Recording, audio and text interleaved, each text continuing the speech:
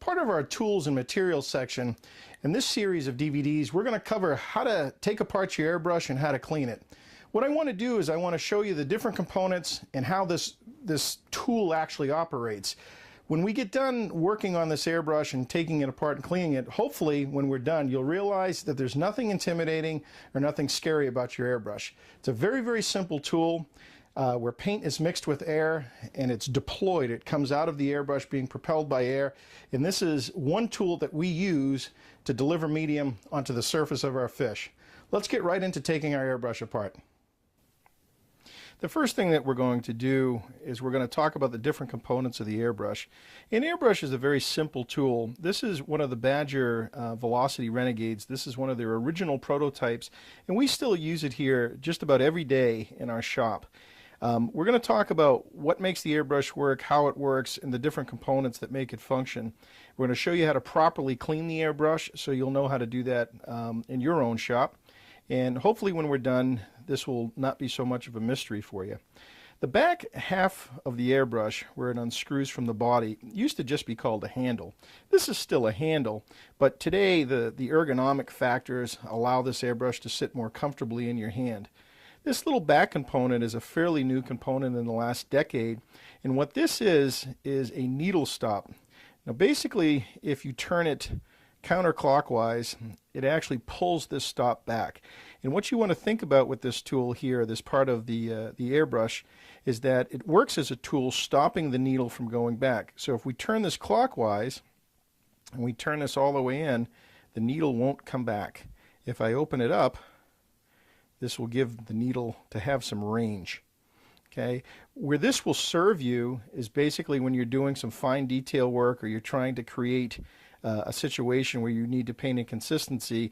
This now allows you to do that very, very simply. So we're going to take the handle and the needle stop off, and this comes down to this next little part here, and this is the needle lock. Now if I pull back on this when it's totally locked up, the needle will ride back and forth. If I loosen this, the needle won't move at all. Okay, so in order for your needle to work properly and for paint to come out of here properly mixed with air, the needle lock has to be able to grab this needle in order for it to move. Okay, so that's what this little part is. If you notice, the other thing is that we're working on a towel. If you don't have a towel, you can work on a paper plate or whatever. You can even use a paper towel. But I wouldn't want you to disassemble your airbrush unless you had something in front of you, because there are some small parts to the airbrush and they can get lost.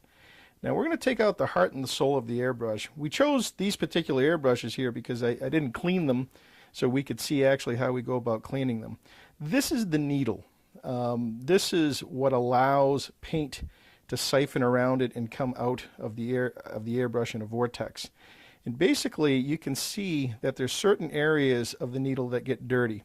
Right back here where we can see a little bit of paint, that is where one of the O-rings happens to be in the airbrush. Okay, up here is another O-ring of the airbrush, and this is what stops paint from coming back and flooding up into your needle area here. What we're going to do is we're going to take a little bit of thinner, and I have a little bit in this container right here.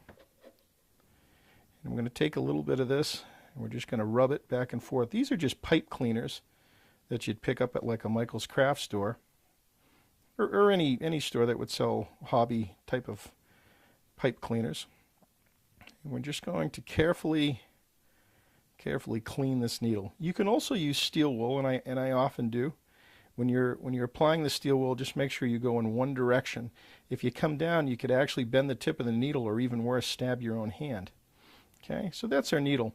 We'll talk about when we're working on, because we have a couple airbrushes we're going to show you how to disassemble. We'll talk about the differences, what makes an airbrush a detail brush, what makes one a general purpose. We'll cover the range and the parameter of how they spray and how they paint. The next component we're going to come to is basically the receiver. And this is the big housing body part of the airbrush. And I'll unscrew this back just so far. Okay. And as you can see, I mean, that's basically all it is. what this part does is it holds the needle guide and the spring in place. Okay, there's not an awful lot to clean with this particular part, but if you'd like to, you can definitely take your pipe cleaner and get down in there and see if there's anything in there. As you can see, there's really nothing in there. Okay, if you had paint coming all the way back to here, you have other problems. Your O-rings are gone, or something problematic has happened to your airbrush. The next component is the spring, and the spring is what allows the tension to come back when you deploy this plunger here, which is going to be the next part we go to. This right here, a lot of people call the trigger, but it's really a plunger to the airbrush. And what it does is, as you can see, there's a little depression there at the bottom, and inside the airbrush there's a little nipple that sticks up, and this depression sits right over the nipple, and then there's a little spring that sits down in here, and it's a valve, and that's what allows it to go up and down, and that's what allows air to come into the airbrush. Now the next component that we're going to take out is a two-part component in this case. This is the needle guide. This is actually what keeps the needle in its nice direction, okay? Because it can't really migrate or move side to side. It can go back and forth, but it can't really move up and down. This part of it here is the rocker arm, and this is the component that this trigger sits back on and rocks. And that's when you push down and pull back, that's the part that controls the distance that it allows you to go back. If it wasn't here, then there'd be nothing to push up against that spring. Other than that, we're basically left with the housing or the body of the airbrush. Okay, this is a top feed, or what we call a gravity feed, and the paint would be poured right into here. And as you can see, there's really no additional parts through the body of the airbrush. Now, if we can carefully maybe look down inside here, we can see the components that would make the air valve part of the airbrush work. But other than that, there's really not a lot of maintenance to that piece of the airbrush. Now basically at this point, what I would do is I would take a pipe cleaner and I'd come down into this little slot opening here. I would just push it forward a little bit and see if we come out with a little bit of paint. And we did. So at this point, I'm going to take my little cup that I have here, and I'll take just a little bit of thinner. You could use alcohol as well. And I'm going to pour some right down the back, and I'll just kind of swish it around in the cup a little bit. Now, if there's still paint residue left over, you'll see it right down on the bottom of that cup. And there is, because we left it a little bit dirty so we could have something to clean. Now, I'll do this one more time. Okay, and if there's any paint that's caught up on my O-ring, this will generally do the trick to get rid of it. As we can see, just a little bit less now. And you could do it a third time. And as you can see now, there's really nothing there. Okay. Now, if you were to do an absolutely thorough cleaning, this is the crown assembly or the head assembly of the airbrush. And we're going to take off with our little pliers here this crown assembly. Gently just get it to loosen up because it sits against an O-ring that's basically pressure fitted. This is why we don't take it off very, very often. Okay. And as you can see inside there, there's little tiny holes that sit in a little circular disc. And that's one of the components that allows air to push through as a vortex. Now, the actual size of the cone that the needle comes through is this little piece right here. And I'm going to gently take that off. I'm going to hold it with some tweezers here so you can get a better look at it. Now this is a piece you do not want to lose, because if you do, your needle won't ride through the front of the airbrush properly. Now, what you do with these little components is we'll just put them in some of our little solvent here. I have a little thinner going on in here. And again, you can use alcohol if you're spraying with watercolor paints, which we spray with both watercolor and lacquer paints. And just let those sit in there just for a moment. Now, if we could look through here, if we could entirely look through here, there's really nothing in there. I can push this all the way through and clean that out if there's any paint or any debris in there. As you can see, there's a little bit of paint residue left over. Okay. So what I'll do here is I'll bring our little cup back. I'll make sure that there's nothing fuzzy from the pipe cleaner left in there. Now I'll sit this vertically.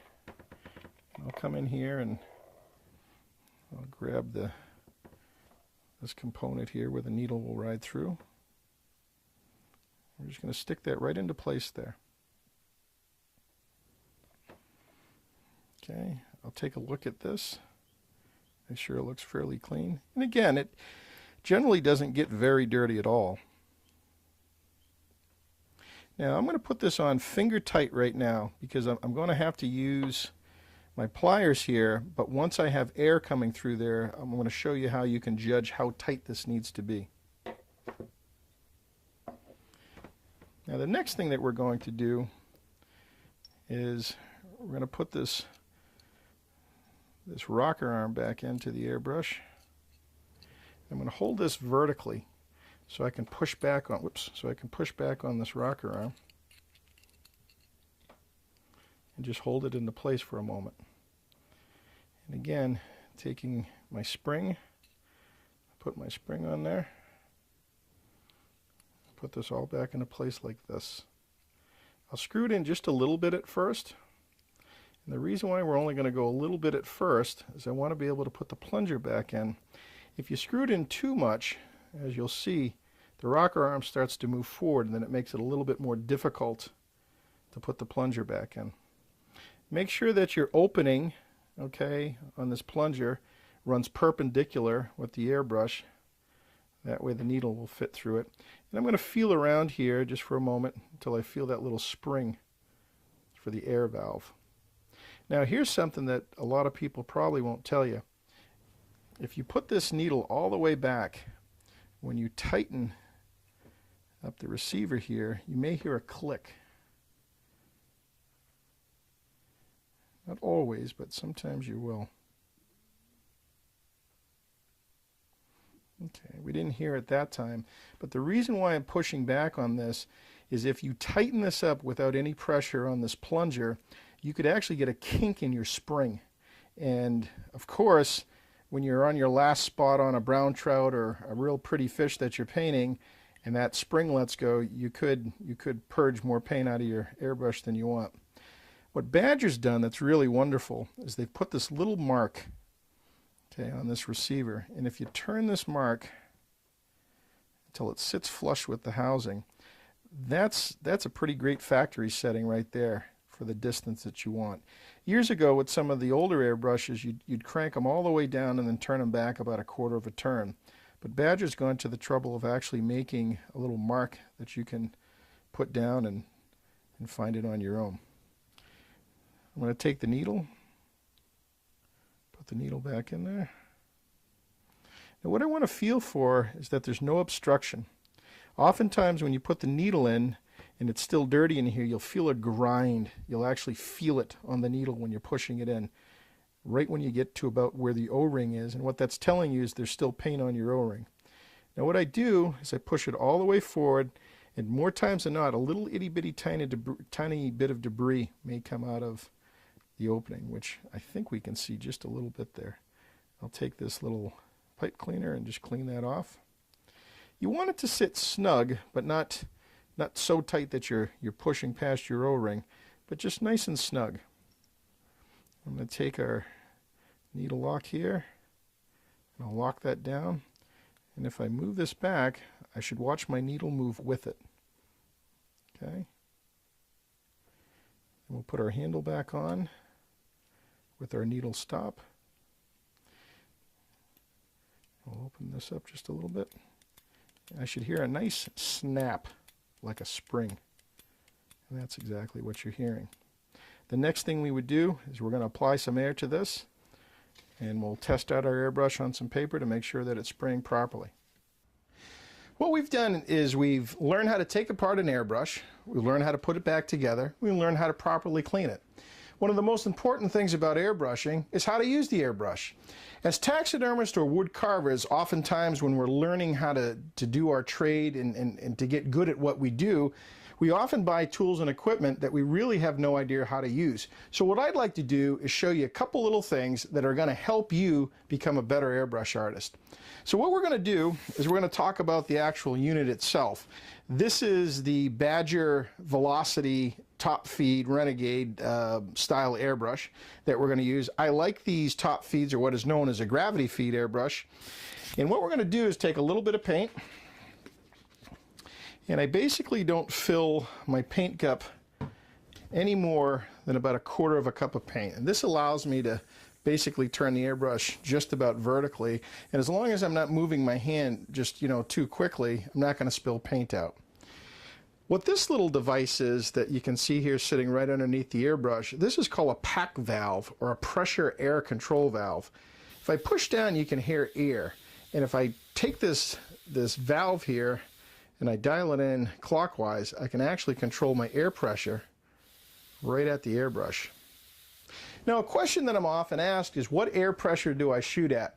And there's nothing wrong with the question, but the question should be, what does my compressor remain at when I set it? And what I mean by that is if you set your air compressor, let's say at 30 pounds of air pressure, once you hit that trigger, there's something called a drop ratio. So if I'm setting my air compressor, let's say at 30 pounds, and I'm using just a pancake style compressor or a tank compressor that you'd pick up at one of the larger hardware stores, I may drop anywhere from 1 pound all the way to 5 pounds. So if I'm dropping 4 pounds of air pressure and I have it set at 30, I'm really spraying at 26. What I'd rather do is I'd rather set my compressor at around 40 pounds, 45 pounds of air pressure, and then I can control my pressure from my pack valve. And what we're going to do is, if I have too much air or too much air pressure going on, this is called coning. Okay, as you can see, the paint is just separating and blowing out from the middle. That's too much air pressure. Okay, so what we're going to do is I'm going to set my air pressure. Now, after you do this for a while, you can almost hear the sound of it, and it'll look fine. Now, at this point, this is a nice soft spray. If I hold it there long enough, we're going to cone. Okay, but it takes a little bit of effort to make it do that. So basically, if I can spray and it comes out pretty sharp and pretty clean,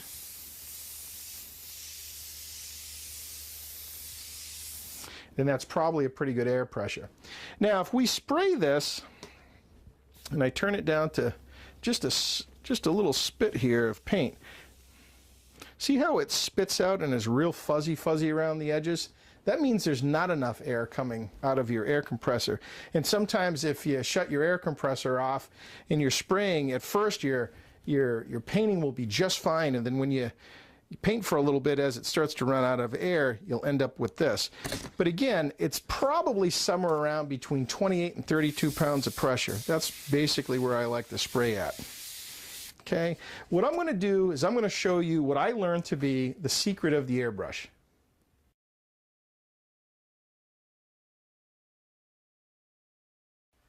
What we're going to do now is I'm going to show you the mechanics that will allow you to be a better airbrush artist.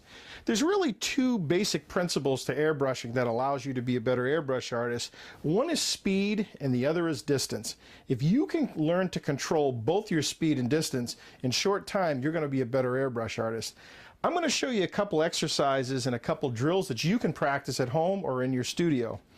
If we move quickly across our paper plate here at a real close distance, we can get a fairly smooth line. But if we get this close and slow down, as you can see, it's a different effect. The same thing, if we spray really close, this is what happens. Okay, it'll cone out. But if I spray back here, okay, you get a totally different effect. So with the airbrush, if you can learn to control speed and distance, you can get your tool, or your airbrush in this case, to do whatever you want it to do. What I'm going to do is I'm going to show you a couple little exercises and a couple little drills that I want you to practice at home. Now, you can set your needle stop so you can spray more confidently, so you're not spraying with a full blast of air. You can actually control how much air is going to come back with this needle stop. But what we're going to do is we're going to paint a triangle, a circle, and a square.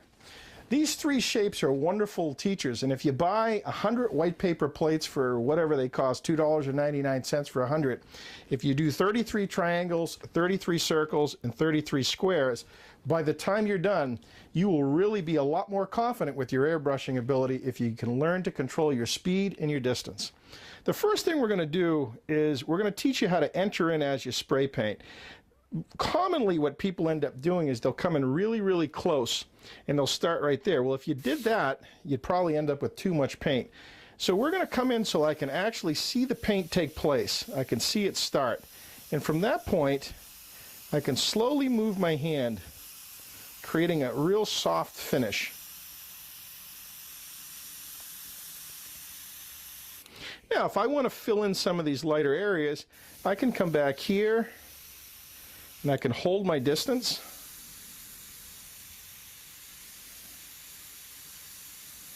Until I have a nice soft finish. The same thing with the circle. You can start at any one of these edges, and you can kind of frame in some of these edges here, and then kind of come back and blend into the middle. Very commonly what I see people do, and students when they're here, is they'll paint back and forth just like they're painting a house. That's a technique that you can certainly use once you master it, but oftentimes what will happen is when you learn to start and stop, you'll create something called a dumbbelling effect. And that's because you're doing what they call a hard stop and a hard stop. If you can learn to start and stop without creating that dumbbelling effect, okay, that's a control exercise that you can do. Now back to our circle. Again, I control my speed and distance as I come back and forth. And you end up with a nice soft area. Now when you do a square, you commonly would think that you'd want to go back and forth. But again, I'd paint in my corners a little bit. Notice how I kind of circle and rotate the airbrush a little bit. And I'm also controlling my distance. Okay, we ran out a little bit of paint. So again, no more than a quarter of a cup. Paint away from where you're going to paint when you initially put paint back into your airbrush, just to make sure that it's going to do exactly what you want it to do.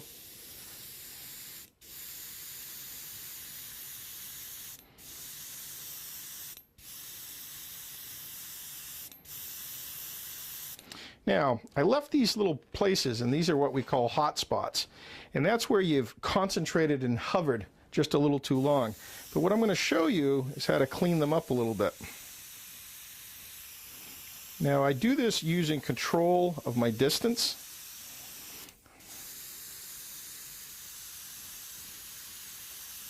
Until I get a nice, neat pattern. So if you practice your circles, if you practice your squares, and you practice your triangles with 100 white paper plates, and learn to control your speed and your distance, you too can master the airbrush. I hope you've enjoyed this little tutorial on how to clean your airbrush, how to take it apart and put it back together, and how to do some practice drills that will allow you to be a better airbrush artist. Whether you're a woodcarver or a taxidermist, just remember what I said. It's practice that allows you to get better. I'm Rick Crane, and I hope you enjoyed this tutorial.